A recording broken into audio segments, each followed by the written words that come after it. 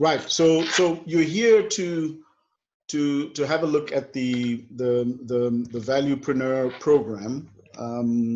Sorry, just give me 1 second before we do that. Just 1 second. Okay, I'll come back to that.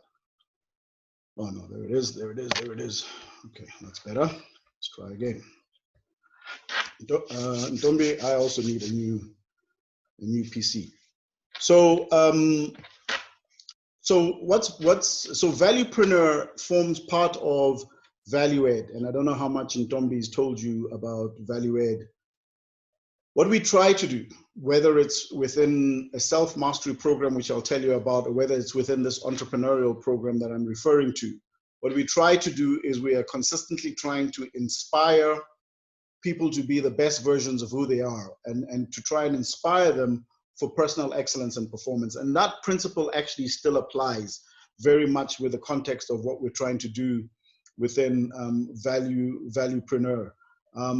Whether or not you're in business or otherwise, you're in a leadership position. You're going to be leading somebody, you're going to be working with somebody, and in context of that, everything around business has a lot to do with leadership. And I've been thinking a lot about this in context with these PPE scandals that we've been hearing over and above. Somewhere, no leadership was taken with regards to the context of business and making business decisions. So what we try to do in ValueEd is to try and go through those processes as an overall understanding of what we do in ValueEd as a self-mastery program. We go to typically schools, et cetera, and we have conversations around personal excellence and performance. And what we've done is we've extended this program that used to sit predominantly in that area to start incorporating what we believe to be the essentials of the future, which are, business, and business related to the fact that with this COVID impact, I get frightened when people say to me, they've lost their jobs, and I ask them, so what are you going to do now? And they say, well, I'm applying for a new one. And I think, geez, you and 11 million other people, this is going to be interesting. So the construct of how we start re-engaging business, whether you're in business or whether you're starting business, is very, very important. Before I talk about Valuepreneur, I just want to give you asked me the question, what do I do? I just want to give you an indication of some of the other programs that we have. I talked about this ValueEd self-mastery program, just something useful for you to understand. What do we do here? We go through a personal excellence and personal performance. You're in business already. Lucky, you know what you're doing, but sometimes there are a lot of people out there who are a little bit confused about what stage they need to take now. What we try to do with this program is give you a sense of who you are and what you can become. And in most cases, say to you, it doesn't matter what you're doing in terms of your core business, even if that's going to the workplace. The future of the world is requiring you to supplement your income. So I don't even think about it as business anymore. I think about it as supplementing your income. And what are you going to do that? And obviously that leads you to the business front. We've got additional offerings within this program, which is very useful just for you to understand. We've got leadership masterclasses, which if you were to join this Valuepreneur program, you would have access to, and mogul masterclasses. I'll focus on those two. As a businessman, as you know, you need to have an understanding of what's happening in the macroeconomic environment. How is the macroeconomic environment affecting you? So with the leadership masterclass, we tend to talk predominantly quite a bit around, what sectors and what's happening in those sectors. So recently we had a conversation about the financial services sector. And then obviously, the FMCG or retail sector that you're familiar with. We bring in experts to have conversations about what's going on there. I was just listening to Adrian Gorna having a conversation, giving his financial results. So when we look at that kind of pharmaceutical and chemical, area, industry area, what's going on there? The mogul masterclasses are also going to be relatively useful, and they also become part of this package. And I'll talk a little bit more about that towards the end. And the mogul masterclasses really talk to very specific subject matter discussions. So for example, in the context of business, if we're talking about the digital world, and there's some things that you need to understand and appreciate around the digital world, this is a program that would be, or this is an addition that you would have if you were to join the program that you'd be able to listen to. The mogul masterclasses, we had one of them where we were talking about social media and personal branding, and those two fall, very intricately into entrepreneurship and valuepreneur in terms of the responsibilities of that to drive your business. The other two that you see there just form part of the self-mastery program. They don't necessarily form part of Valuepreneur, but just for knowledge sake, we have a career academy. So for people who still figuring out what to do next, we give them the ability to see new careers and what careers are out there, and give them a sense of what's going on, not from a textbook point of view, but from real people presenting their lives to the audience, to say this is not only what I do, but the journey in which I took to get there. And then we've got other elective in the self-mastery program, other elective programs or sessions, which are, for example, like the one that's coming up is presentation skills. So as a businessman, it's kind of useful to know how to do a presentation if you want to pitch, and those kind of things are the kind of things that make or break individuals. Don't worry about that. That's more for this program in terms of understanding it. And then just for very general knowledge, our other programs include social media and branding, which we can talk about later on. And we've also got the teachers program, and those are the costs. If you go into our website, you'll be able to pick that up. If you're interested in any of these other programs, we have overviews. So right now we're just about to go through the Valuepreneur overview, but we have overviews for these other programs. So the self-mastery value ed is an overview. For the social media and branding, there's an overview in there. And also the teachers program, if you know any teachers who may be interested, there's an overview. So there, it's the same thing as this. I articulate what we're doing, what it's about, and what's going on. The other thing that you should be aware of that would be useful in one form or another is our events, and we'll keep you informed with those events now that we've got you on the database, and you know Ntombi, and she's brought you on board. We have a series of events that we run, and these are pretty useful for general knowledge. The other thing that we have is sponsors, patrons and sponsors, particularly for people who can't afford all those programs that I talked about and those prices that I put there. Some people put their hand up and say, look, I can afford to send a young person to go and be part of that initiative because it might be useful to them. So that's just a little bit of background in terms of the other programs we have and the other sessions that we have. Let's get into Valuepreneur. So Valuepreneur is it's an interesting baby of mine, and I actually started at this phase here, and I consider myself an on and off entrepreneur. When I was working as at the executive search firm, there were 3 of us. We had about 11 employees. For some reason, I never saw myself as an entrepreneur. I never even saw myself as a business person. And then when I started truly understanding what the meaning of an entrepreneur was, I realized, geez, then I truly am, whether I like it or not, an entrepreneur. I'm somebody who, who's an undertaker of certain things. And right now, within the context of what we're doing now, there's a lot of things that we're undertaking. And whether I like it or not, I seem to tend to like, I have a sense of adventure.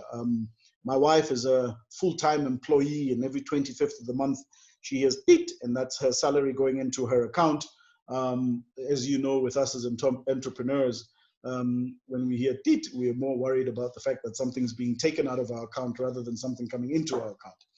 So it's an interesting construct to understand that we bear the risk as entrepreneurs, and therefore the question that normally is asked is, as we bear the risk, how are we sort of managing this risk in terms of knowledge and understanding? Are we just winging it? Are we just flying through the seat of our pants? And how do we express our experiences, right? And one of the things that you're going to get out of this program is that it's an opinion-based experience and suggestions.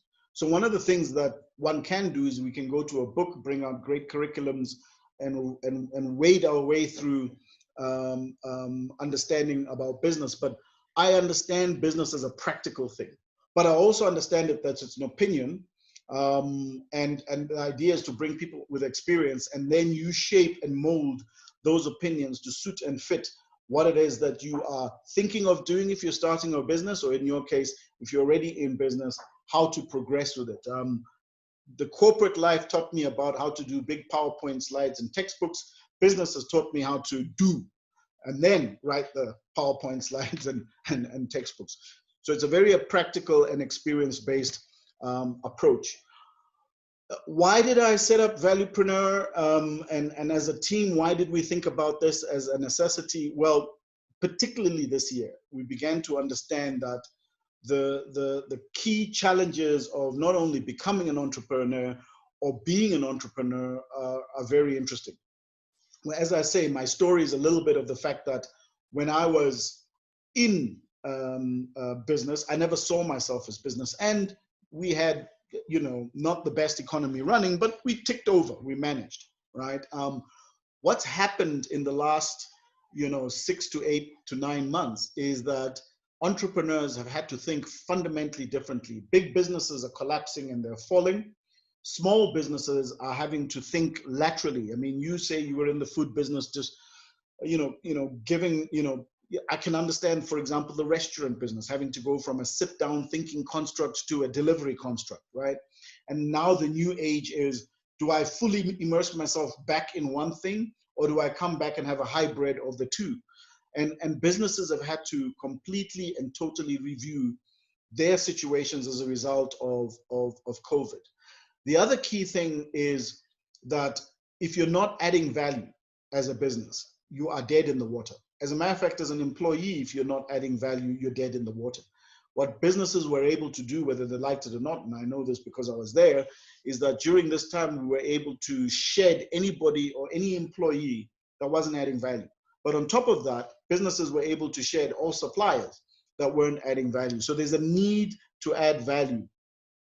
And then the last thing, the reason why Valuepreneur is, this is today, but what does the future of 3 years or 4 years or 5 years look like?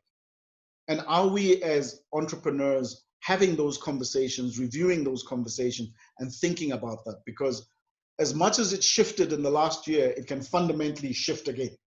And if we're not on top of our toes, tippy toes, as my daughter would say, with regards to what are the possible shifts that can take place, and what does that mean for my business in terms of diversification, reviewing, relooking, and the future of both the job market, the work environment, etc. A lot of what you do has a lot to do with distributing to businesses that actually employ people. And the function of their success is based on the whole economy. So it's just a melee of intricacies that are linked to each other that as a world we need to decide, are we separating and doing things on our own, or are we going to immerse ourselves even more? And if we are, we need to have our eye on the ball in terms of the future. Another reason why I set up Valuepreneur is because I saw this graph and it really just talked to me about the day in the life of an entrepreneur. Now, there's a group that I'm part of, and it's called Next Level, and we're mostly entrepreneurs, and we meet every Friday. And the whole idea to meet every Friday is that there were about 10 of us. All we do is converse about not only just our feelings, but our emotions. But that is a board that reflects our businesses. So 10 of us look at each other and say, we're a board for your business. Tell us what's going on in your business so that we can give you feedback. Because as a solopreneur or a businessman, the yo-yo ride that you go through, more so than in corporate, and I can tell you this, and I'm sure you probably have some corporate experience, Lucky, that the yo-yo ride I've gone through in the last 1 year won't amount to the yo-yo ride I've gone through in the last 10 years of my corporate life. And it's a daily thing. And it's not a daily thing affected by other people, because it's literally, me and the team working. It's affected by my emotions and my reaction to my entrepreneurial life. So one moment I can be very excited and thinking we're positive, we're heading, and then the next moment I drop and think, I don't know if we're going to get out of this. Next thing it's, no, I was right. It's working. We're going okay. And then the next thing I mess up, and it's all intricately related to me. There are times where you think, okay, this I need to give. I remember there were moments where I'm thinking, okay, maybe it is better to go and be part of the 11 million and look for a job than it is to sit this out, right? So you want to give up, you want to quit, and you see the fight that the money is not going into the bank account. There's more money, coming up. So this yo-yo ride is just a continuous process within entrepreneurship that we thought as Valued, let's get people together and give them a sense of what to anticipate as they go through their entrepreneurial journey, particularly going into the future, and create this sort of collaborative, and I'll explain at the end, way in which we can start all harnessing each other's energies and supporting each other through particularly these kind of times and the difficult times. So as I said earlier, what will the program consist of? So the program for me is all things business. But one of the things I didn't want to do, because some of the programs I showed you earlier on are programs linked to sort of almost presentation format like this. But what I didn't want to turn this into is a presentation formatted discussion only. I wanted it to be a program designed based on the principles of what businessmen have gone through. Whether you're 1 year in business, whether you're 3 years in business, whether you're 5 years or 10 years, what are the things that we need to be inculcating into each other and supporting? So you've got experience, Lucky. So there are some things that you're going to learn, but there are also some things that you need to pass on, because there are other people coming behind that are trying to play in the space, trying to get into the situation, and they're going to fumble over their shoelaces. And you know, we need to be there to say, tie up your shoelaces, because you're going to fumble over them. So it's told from the mouths and the lips of businessmen, and it is not curriculum based. It is true life discussions and experiences. And the more I find, for example, we will be able to tell you that the career program that I gave you an example of, I just thought to myself that with a program like that, we have 2 people attending those career sessions once a month, sometimes twice a month. That's a minimum of 24 careers that somebody can sit and listen to and make calls. And in 1 year, they've literally met and experienced 24 careers. Now that's on the career side. On the business side, can we honestly say that we are sitting and listening to between 24 or 36 different businessmen and different businessmen's experience that start shaping what it is that our business experience is going to be? So that's the whole construct here. It's really about, let's have these very specific conversational discussions around business, but told from the lips of business people, as opposed to told from some textbook written by a great American in the US. No offense to Americans, let alone the US. So what will the program continue to consist of? It will consist of the first year of a business. So, you know, I know we're 3 years in business, and I know some of us are 5 years in business, but have we? So here's a classical example. Allow me to digress to this point. Lucky, I have this interest of watching this program. I'm not a big necessarily fan of Sumizi's, but Sumizi started a program which I think is very, very good. And it's Dinner with Sumizi. I don't know if you've seen it. I don't know if you're familiar with it. And he was actually interviewing it. If you're not, I suggest you watch it, because it's a very interesting way in which he is sitting down and talking to people, but he's preparing a meal at the same time. And as he's preparing the meal, he brings on a celebrity and they have a conversation. And then they actually cook the meal. When they finish cooking the meal, they sit down and have dinner or lunch, and then they carry on with that conversation. But one of the things that really fascinated me the most was the story. He recently had Casper Novest and Tombi, I think you saw, right? And if you haven't seen that, please go back and watch it. And when they were sitting down and actually eating the meal, they began to be intricate about their business experiences. And one of the things I didn't know is that not more than 2-3 years ago, Casper Novest was broke. He had no money.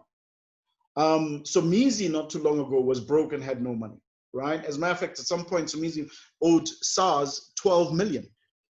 So what became interesting about that conversation was that they were saying that if right at the beginning, and they're many years down the line, they knew certain things around certain compliances and certain responsibilities, etc., they wouldn't have found themselves 10 years later finding themselves in predicament positions and in a predicament in a situation. So when I say the first year of business here, it does not only just apply to those who are starting in that first year. It's asking, have you got your right bits and pieces in place as you progress through the business life cycle, whether you're 3 years, 5 years, or 10 years?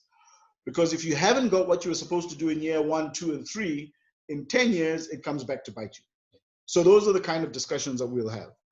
Also, one of the ones that we had, and we had our first session, I think a couple of weeks ago, Mahlatsi, how to partner up with someone. Now, this is a big one, particularly in small business and particularly as you're starting and even as you progress. I was in Stanton Chase. I became a partner in a business that was already 10 years old. It had been successful. So I know what it's like to partner up with an existing fledgling running business. And I know what it's like to partner up when you are starting. And what are the considerations? And I'll give you some examples after this about the considerations that I believe, and remember I talked about, it's about experience and opinion, that you need to have when you're thinking about partnering up with somebody. And then the other basic things about managing finances and business. You would assume somebody as influential or as aware as Somizi and Casper would understand the basics of their financial businesses, but they don't. And it's not a judgmental thing. It's more to say, are we all on the same page in terms of understanding how much tax you need to be paying and when you need to be paying and what happened? One of the crazy things about SARS, which people don't understand, is that their technology, their digital technology, their algorithmic technology now is going to be able to very soon go through a whole lot of bank accounts, Vic Rankin bank accounts, or anything related to Vic Rankin, that is where he's a director, etc. Anything deposit around Vic Rankin and a business, whether he's a director or it's his personal bank account. Very quickly, annualize what you've got and marry it against what you've paid. And if the two don't marry, that's when they call. And that's the one element of it. The other element of it is simple things like, and I put this under business finance, but more under business management, is things like trademarking your business. The horror stories I hear of celebrity singers, celebrity businesses, etc., who had a great idea and a great concept and stuck it all over, and I'm probably a little bit guilty of this, but I'm working on it, stuck it all over the website, built their businesses, and then one day woke up and there was somebody else doing exactly the same thing, copied exactly the same documents, doing exactly the same thing that you were doing, and you hadn't trademarked your business, is another story. So this is the whole construct of managing your business and understanding your business. Sorry, look, you say something? Isn't Sumi in the same situation with that concept of his? But he has copied somebody's idea. Do you hear about that? Say that again. Sorry, I missed that. That's Sumi just copied somebody's idea on that very same thing you're talking about. Have you heard that? Oh, wow. No, I didn't hear that. All right. Okay. All right. Interesting. All right. That's fine. Wow. I didn't hear that. And I didn't know that. So that's going to be scary because it's actually very good. And if somebody else had that idea and he's swiped it from them, then watch the space. Something is happening. Trust me. Oh, wow. Oh, wow. That's going to be really interesting because I don't follow. I mean, I don't watch a lot of that stuff, but I really liked the pitch, the manner, and the presentation, and even the construct, because it's a leadership discussion over dinner, over lunch, related to food. I think that's brilliant. I think the whole construct is attracting all sorts of people. But that's going to. I'll follow that.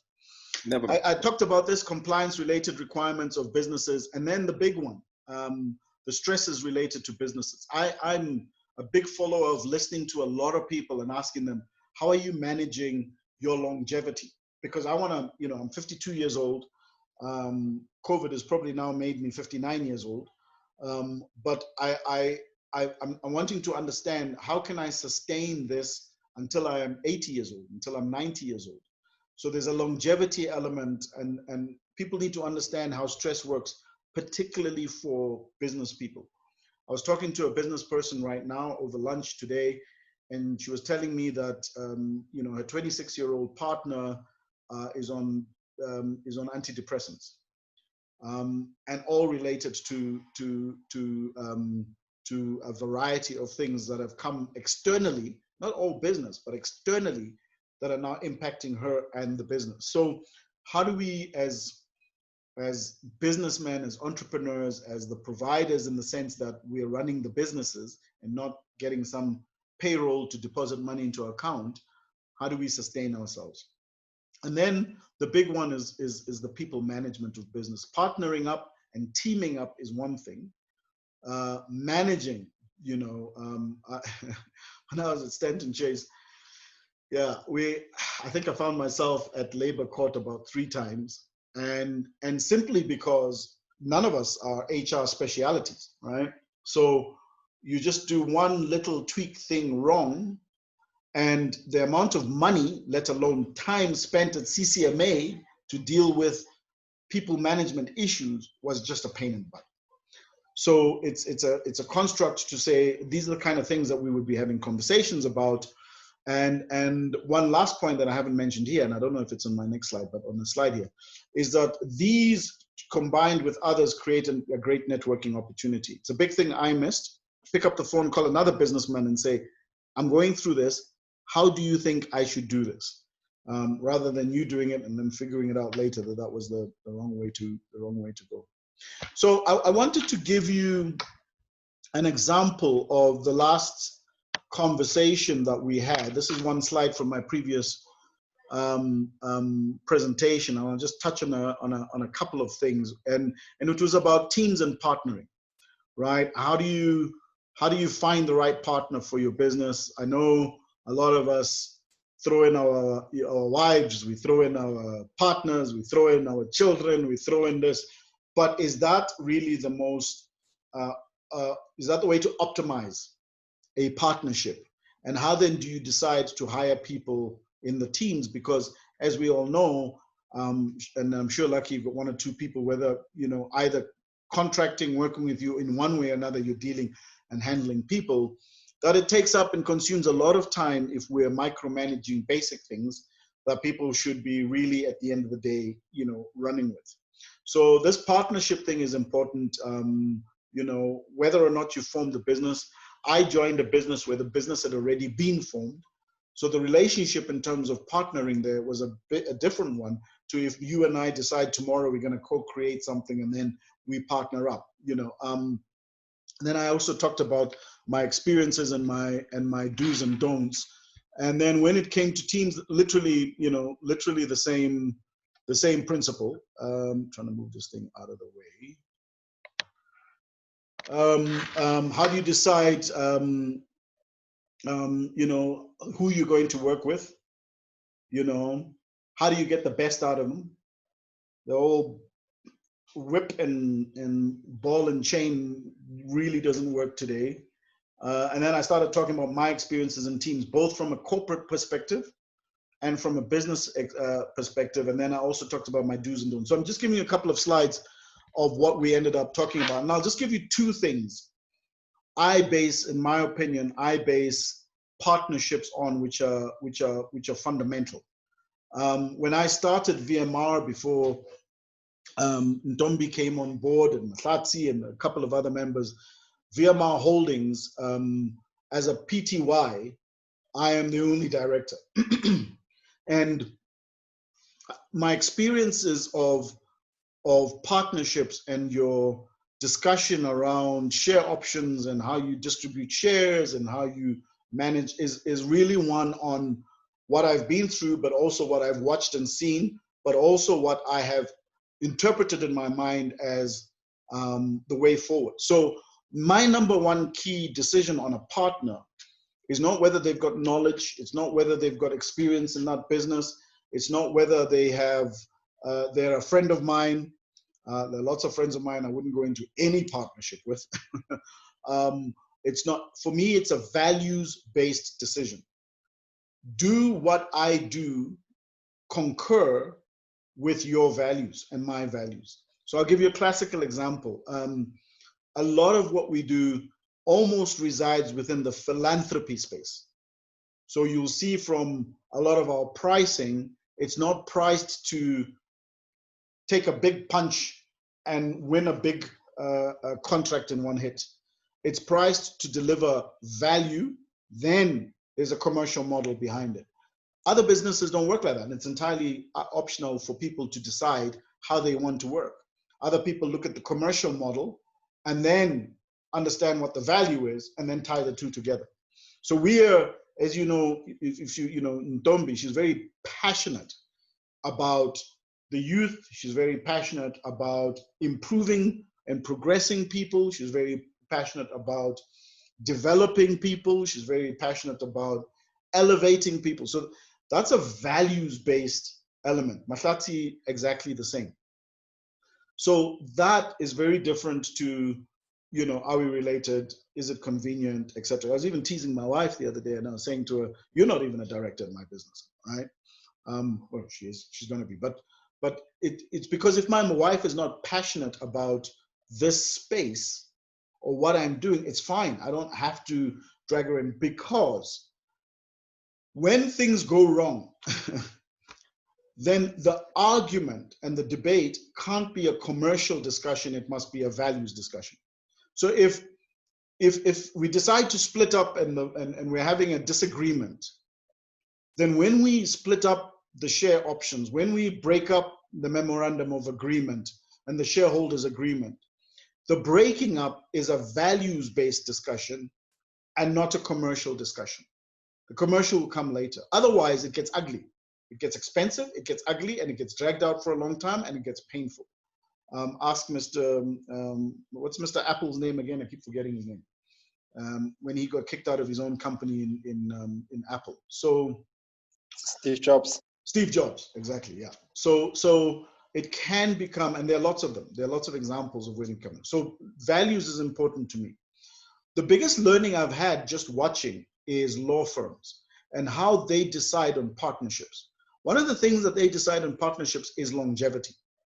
So come in, spend 5 years doing the grind at the bottom of nowhere, spend another 10 years doing the grind at somewhere, and maybe we'll consider you as junior partner. And then another 10 years later, I'll consider you a senior partner, right? Because for them, the longevity talks to another key ingredient called loyalty. Because it's a highly competitive game.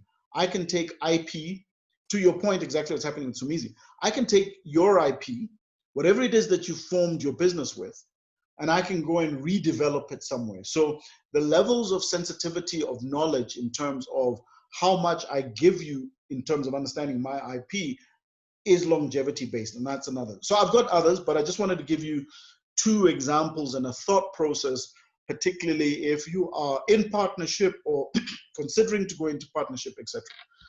I'll give you 2 around how I pick teams. And this has come from my Stanton Chase and my Valued experience, more so than it's come from my corporate experience. Now, one of the interesting things about corporates is that they don't pick teams. Teams are formed. So when somebody applies for a job, their CV goes in, they look at the CVs, they say, this CV looks good, it matches the job spec. They interview them, they like them. The guy walks into the business hoping he's going to get along with his teammates. They don't sit there and go, well, I wonder if Vigela is going to get along with Ntombi, even if her CV is good. None of that assessment is done at all. So once they get in there, you kind of have to survive on your own. Whereas sport is very different. Sport is the direct opposite. It doesn't matter how skillful you are in sport, how you integrate into a team is essential. So a classical example that I think I gave the last time, which I remember because I predicted it, Di Maria, I don't know how well you watch European football, was coming from Real Madrid and going to Man United. Great football player and doing so well, and I think in Inter Milan or PSG or wherever he is now. But when he got to Man United, he could not integrate into the team.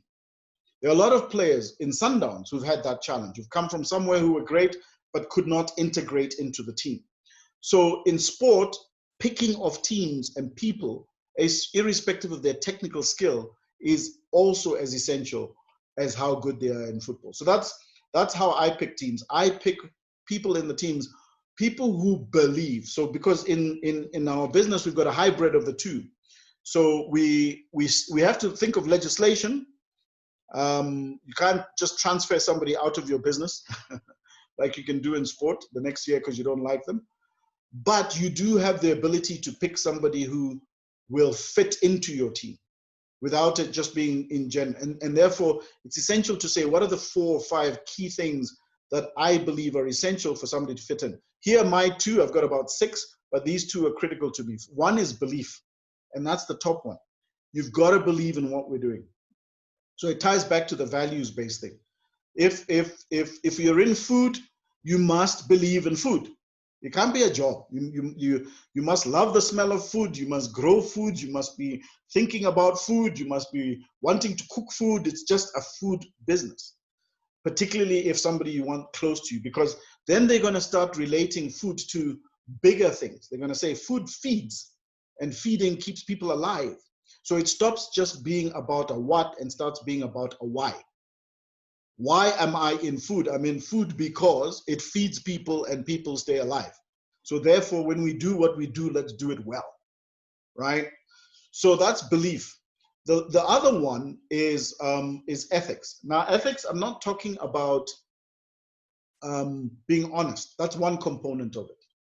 Ethics are how you see yourself vis-a-vis anything related to honesty. So an example of that would be, what's your work ethic? Is your work ethic someone who needs to be micromanaged and asked every day? Or is your work ethic somebody who runs on their own, who speeds off, etc., etc.? So the level of it, because that will then give me a sense of who you are. Because when you tie belief and ethic together, then you've got an Ntombi. You've got somebody who just runs naturally because they're so motivated by the belief and ethic, and the work ethic actually is a natural. You know, you actually have to say to somebody, slow down, stop, take a day off, no more, as opposed to, you know, with a whip behind somebody consistently trying to make them move. So that was just a snippet of teams and partnerships conversation we had the last time, and the construct of that in terms of developing what it is that you need within the teams and partnerships. So the last slide is really, and then we can take questions, is really, so what does this mean?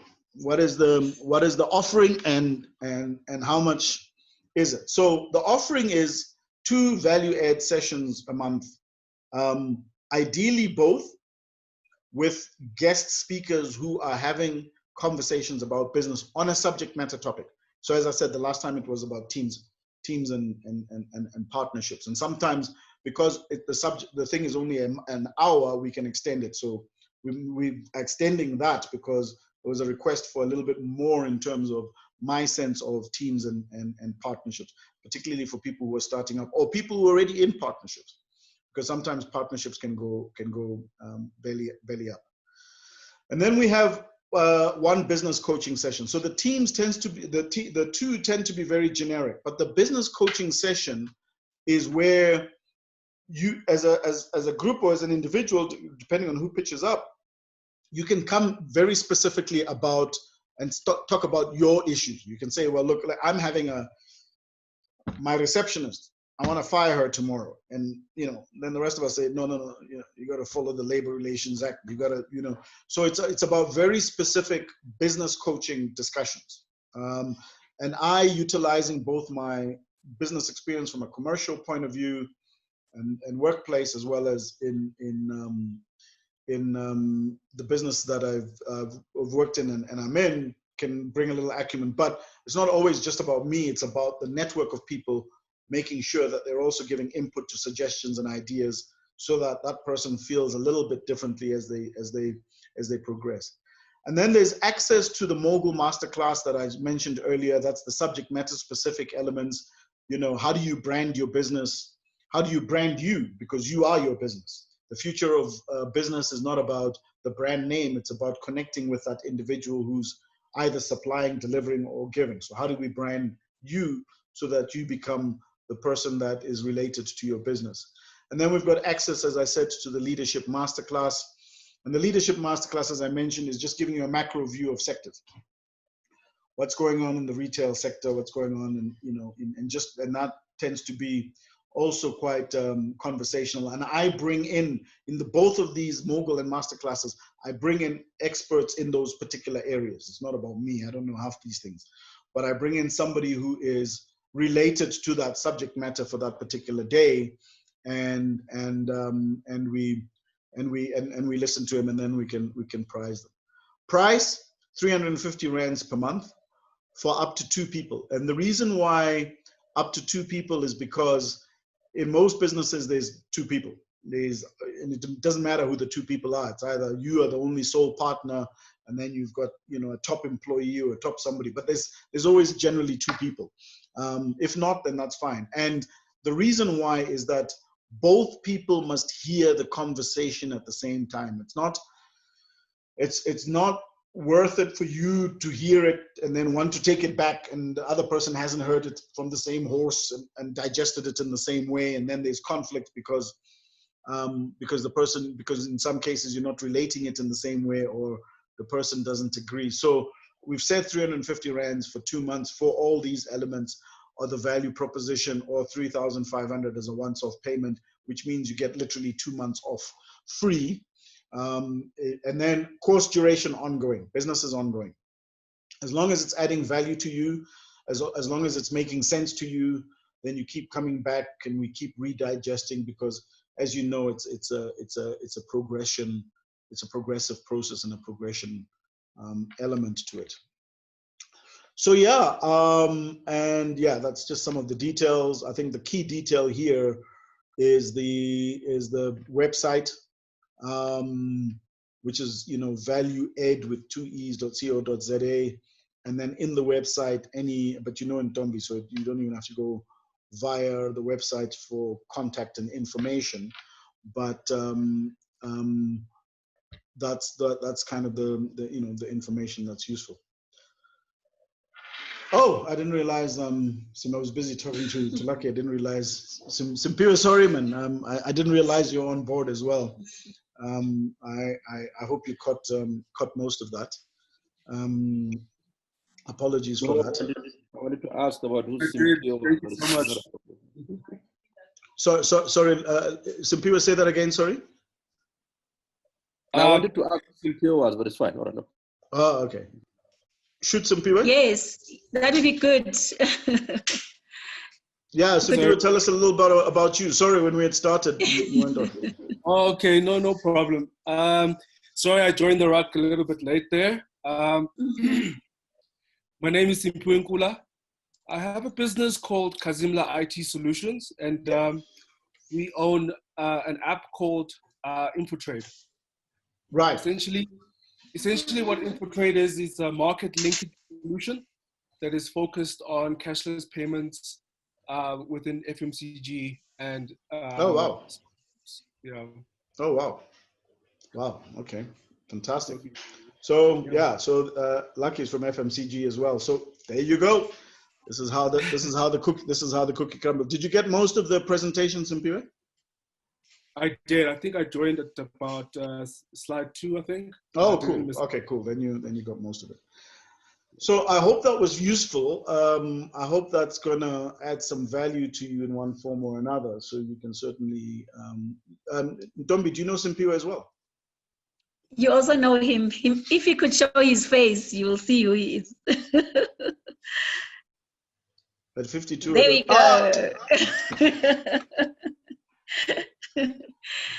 How are you? I'd just like to add. Come on, Uncle Vic. Come on. How are you? When are you also talking to me like, you know, I'm somebody else? They're all family. Lucky is my brother from the Mahlangu side. Okay. My big brother. In fact, he's my uncle. He's supposed, yeah, it's his age. Young uncles. Right. Yeah. Okay. More than anything, if you could just spread the word, because we do know, particularly at this time, post COVID-19, a lot of people are quite demotivated about their businesses. And we think that this is the time when we should not be, rather we should be quite motivated, because COVID has showed us that there's so many different ways of actually turning things around. I mean, Value Add the offering was not the way it is now. The offering is now interactive, online, anytime, you know, anywhere. We literally connect to people overseas. Some people connect from Cape Town, from all over, the country, and we need to talk, we need to share, we need to network better, So if you know others that you'd like us to engage with and present to, please tell us. And yeah, this is quite absolutely exciting. Thank you. Absolutely. Yeah. No, well put, Ntombi, because, as I said, and Simpiwe may not have caught this earlier on, that, I heard the CEO of Airbnb, it was an amazing quote where he was saying that, bad businesses, die in times of crisis. So if your business dies in times of crisis, it was a bad business. Good businesses survive in times of crisis. Great businesses thrive in terms of crisis. And what Airbnb, and I still need to go investigate this, ended up having to do, you can imagine, this completely wiped out almost 15 years of their value proposition. They had to go into virtual holiday, right? And he was saying, the CEO was saying, when it was presented, I still don't get that, hey? Yeah, no, I must go and investigate. Straight after this, I'm going to do that. So he was saying, when it was presented to him, he said, but this is ridiculous. How is this going to work? I mean, we're a contact business. I mean, what does that mean? But apparently it's become very successful for them. This, for me, I have, and it's a personal thing. Having been in the corporates that I've worked in and seen the destruction this has created, this is a leveling playing field for everybody. And it's not just in business, it's in absolutely everything. I was jokingly saying that, yes, of course you can. I was jokingly saying that that I went live on Facebook. Was it Facebook or Instagram Live for the first time? And and I was like, oh, am I on? Am I on? And then I realized 2 seconds later, I can run my own chat show. Yeah. I don't need cameras. I don't need a studio. I don't need SABC. I don't even need DSTV. I can run my own whatever. I can run my own news. I can be a news anchor. I can be anything. So yeah, we'll talk about it more. But this is a very exciting time. People just need to open their minds. Sorry, some people wanted to ask a question. Yeah, so I've just got maybe just 2 questions, right? About the program, right? So under the subject, under partnerships, right? So clearly, I'm thinking you'll go all theory on us, but do you give actual support, like documentations that are specific to the business when thinking of partnering with, a business partner that you can take forward, and lead and use it as a benchmark, right? Also, just wanted to find out what the Mogul Masterclass is. Do you give access to market through the people that you bring in or the speakers? Yeah, that's just the questions that I had. Cool. I'm going to come back to the last one in terms of access to market, because I just need you to explain that to me. But in terms of the first one, which was, remind me again? So the first one is giving documentation and things. Yeah. And I think the questions are going to tie in relatively with each other. Obviously as Valuepreneur, we need to be very careful that we don't hand out templated things and then they go out there and become another problem. There's certain, as you know, compliance related things that need to be tailor-made. So a partnership agreement, a memorandum of agreement between you and your partners is something that needs to be tailor-made as opposed to templated. Trust me on this. Don't go and get a templated document, right? We burnt our fingers with that. Fortunately, we were using an attorney who was very good. But what we are able to do, and particularly in that coaching class, when we start saying this is the requirements, this is the need, is we are able to extend that network. So we are able to bring an attorney in and say, well, fortunately, through the courses of the other question I'll answer, we've got a pretty extensive network of people we can say, Simpiwe, if you're going to want to go up in a partnership agreement, or if you want to go for a trademark, or if you want to go for whatever it is, this is the direction we advise you to go. Here's somebody that we recommend, and it may not just necessarily be me. You know, Lucky may even be able to say, hey, I use John and he's fantastic. And that's the kind of network we want to be able to create, rather than you going and lucky dipping somewhere and hoping to get a result. So that's the one thing. So where it's within, I would say, our structural mandate for us to be able to say, yes, do this, we'll do that. We were like, okay, you best talk to an attorney on this one. We'll recommend and put you in that direction. Mogul Masterclasses, the name is actually interesting, and it came up a few months ago when we were trying to think about what we wanted to do. So Mogul Masterclasses are classes where a mogul, a master in that specific field, comes in. So if we were, for example, and I'm going to use the construct of value add. If we were saying write CVs, we would bring a CV writer in, right? So for example, the next Mogul Masterclass is about recruitment, right? How to recruit from a recruiting situation. So we'll bring in a recruiter who will say, guys, when you're hiring, here are the 5 things you look for, here are the 5 things you shouldn't do, the 5 things you should do, kind of scenario. If it's digital marketing, and we had a Mogul Masterclass on personal branding and digital marketing, Vic is not going to be able to converse. I just bring in somebody who's strong on digital, personal branding and digital marketing, and they will have that conversation on that very specific subject topic. A mogul would also be an attorney.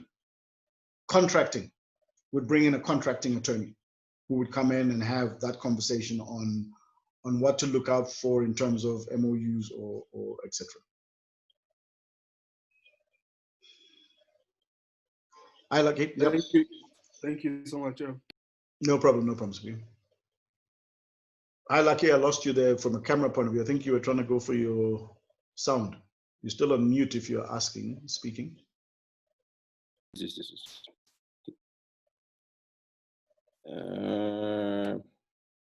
All right. Are you good? Yeah. Oh, I thought you wanted to ask a question. Yes. No, actually, my question, I think somehow Simpiwe did touch a bit on it. It was more about partnership. That interests me a bit. Yep. I've been into quite a few, many actually, that it might actually come in handy to get a different view advice in terms of that, including the current one that I'm in now, because there could probably 1 or 2 things that you guys could advise me on. So I'm very curious on that. Secondly, I'm not so sure you guys are an organization that is based somewhere or everything is online. Obviously, technology is different. We're getting so many things from people trying to set up stuff and stuff. We don't know where to find them. It's fine. Of course, when don't be fine, but that's critical for me to know who exactly are you, where are you based? There's some, all right. What is the new normal? Yeah, so I'm not in China, I can assure you. Yeah, just to get a sense of comfort, of course. No. Yeah. So that's all right. But so far, I'm very impressed with basically the whole presentation. You could never have said I've been into various business partnership, but you there's always something to learn, something new. A different view somewhere else makes it easy. Your experience in business comes in handy, which is a plus for me. So, but yeah, that's basically just, I'm okay. Yeah, no, thank you. So I'm well, I mean, up until February, I was thinking about where my wonderful offices are going to be and where am I going to position myself, and then so I'm actually right now based from home. I'm in Reinsig in Rudaport. So and thinking about the future, it's going to be a hybrid, because Mahlatsi, who's part of the team, and Dombi, and there are 2 others, it's fine talking virtually, but we got to meet every once in a while. So we're going to have to start looking for places where we consider a central point where we consider ourselves to meet. And yeah, no, thanks. I mean, I think my business experience, my corporate experience has actually added a lot, because coming from the commercial side, I was just literally on both sides. Whether we were supplying or whether we were purchasing, we were always supporting businesses.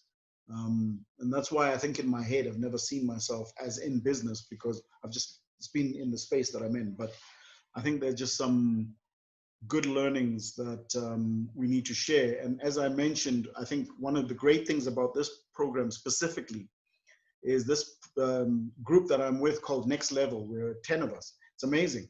What we've got as entrepreneurs having conversations about is not even the business, it's about things like writing a book.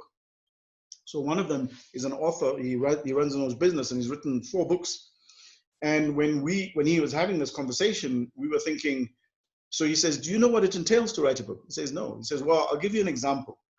The next book I'm going to write, I'm going to have published within 60 days. And I was like, because in my head, I'm thinking typewriter and out we go and et cetera, et cetera. But no. So he was explaining to us around the constructs of some of your expertise and how that expertise, if you translate it into a book, has impact in terms of your own personal branding and the business that you're in. So Simpiwe, if you said, you know, hi, I'm running this business and it's an app business and I've written 3 books on apps, nobody stops listening about the apps and start listening about the 3 books, because, and that's what he says has actually grown him successfully personally in relation to his business, because people relate to him as being an author. And it was a fascinating thing, but you know, as an entrepreneur stuck in your mold, you'd never actually go out. So I've been tasked to finish a book before the end of the year, which we've all given ourselves tasks to find a subject, finish it, and using technology. That was another thing, some people, where I didn't know that I could speak into a microphone, speak into a recorder. There's an app that actually translates that recorder into Word, right? And you give that to a copywriter, and the copywriter brings it back, and there you go. And he says, by the way, when you think books don't 350 pages of, you know, A4, you can write a 80-page book and be the author of. So it's all been quite entrepreneurially fascinating. And I think that's the power of growing this. It's knowledge within each other, but it's knowledge to each other as well, which is quite exciting for me.